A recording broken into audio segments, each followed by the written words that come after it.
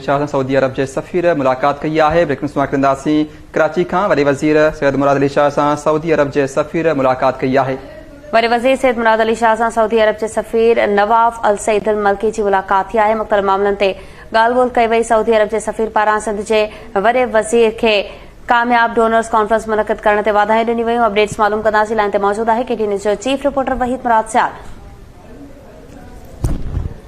नाज़रीन माफ़ कजो, असां सां लाइन ते मौजूद है KT news reporter chief reporter Waheed Rajpar. जी वहीद, अपडेट कजो।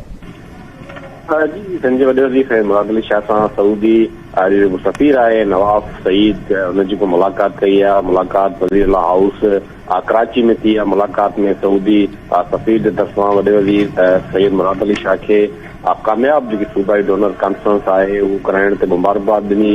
सऊदी सफ़ीर के तरफां वॾे वज़ीर के इहो यकीन ॾियारायो वियो त जेके बहुत मुतासिर आहिनि उनजी पार्टी जे लाइ भरपूर जेको ताउन सऊदी हुकूमत तरफां ताउन कयो वेंदो।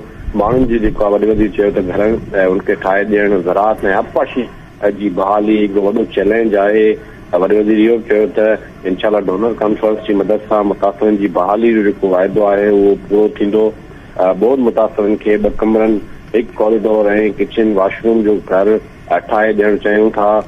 जिन ते सऊदी सफ़ीर चयो त सिंध हुकूमत सां गॾु घरनि जी जेकी अदावत है उनमें हर क़िस्म जी मदद कई वेंदी। मुलाकात में सऊदी कौंसल जनरल समेत ॿिया जेके सिंध काबीना मामले ख़ुसूसी कासिम प्रिंसिपल सेक्रेटरी फयाज जतई समेत ॿिया भी मुलाकात में मौजूद हुआ। चीफ रिपोर्टर वहीद राजपर, तव्हांजी मेहरबानी।